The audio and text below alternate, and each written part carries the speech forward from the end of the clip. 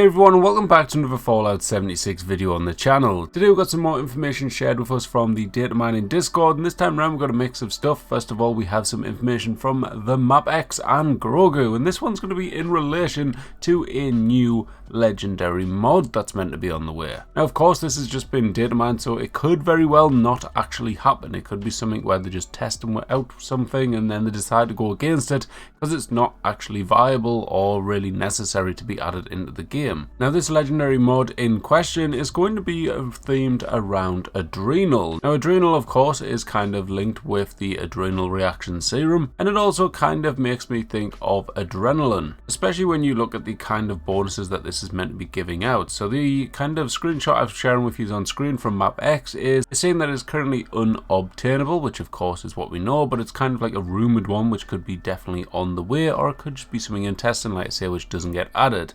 It is meant to give you a bonus per kill on a kill streak, a new mechanic to describe the adrenaline perk, so it looks like they're going to be changing the kind of like what they did with the Furious perk. We've already seen some changes to the adrenaline perk, so this could genuinely be something that is on the way. But according to this, it's going to be available on not only weapons but also armor pieces, and if you put it on a weapon then it's going to be giving you a 10% damage per kill up to 100%, and if you get a armor piece with this mod it's going to be giving you a 10 damage resistance as well as 10 energy resistance per kill up to 100 of both. Now, I guess it is quite early to kind of say whether or not this is actually viable in the game, but it's always worthwhile just having a little discussion about it, so make sure to let me know down in the comments what you think about this. I think the weapon one, to be fair, actually does sound pretty decent. Going to 100% bonus, it would be absolutely brilliant, especially in a kind of mob kind of instance where you're fighting a lot of enemies all at once. Now if you were just fighting one enemy at one time, say like a boss fight or something like that, where you're literally just focused on the one enemy, unless of course you're taking your kind of diverting your attention away to fight the little mobs that's around it, then potentially you're not going to be getting as much damage. Although if you are, let's say, fighting Earl and you go around killing the Wendigos and then switch back to Earl, it might be pretty viable.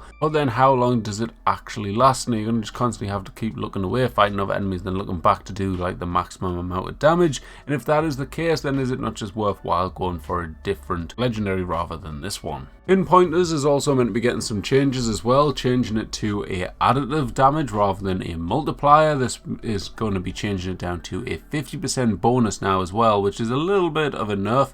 Apparently only going to be linking to appendages and its non-weak points, but it is yet to be fully tested, so we'll have to find out more up on that one. But the really interesting one that kind of flagged up for me that MapX shared in was all around Bloodied. Now I'm slightly later on this. I was meant to be making a video on this the other day, but work has been absolutely hectic and that's life, isn't it? Anyways, going on to the next bit, we've got the Bloodied thing, which is just a bit strange. There's actually going to be changing the scaling on this.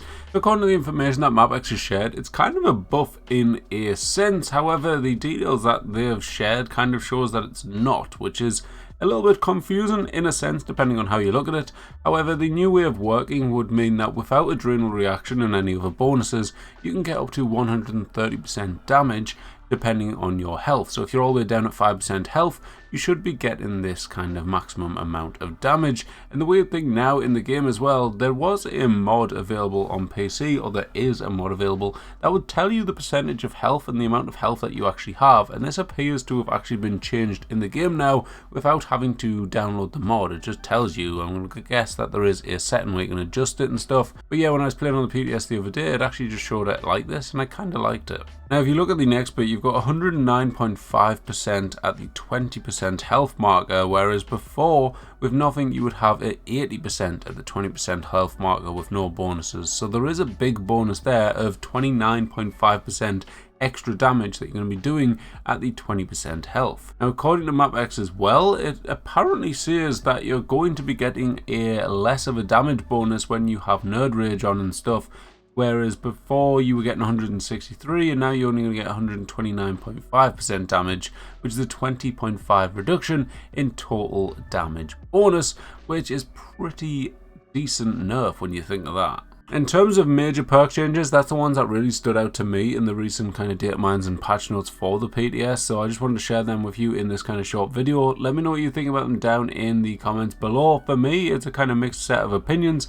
The Bloodied Nerf is maybe something that is arguably needed to make it a bit more balanced, or it's arguably not needed because it's, you know, beautiful and really fun to use. The Adrenal legendary is, to me, not really anything I don't think I'll actually use. And the Pinpointers may be devastating, but I'd have to test it out properly in the game to see whether or not it's actually kind of devastating to its damage output. For now though, that is it for this video, so I hope you all enjoyed. If you did, hit the like button, make sure to subscribe, and I'll catch you in the next one. Bye bye.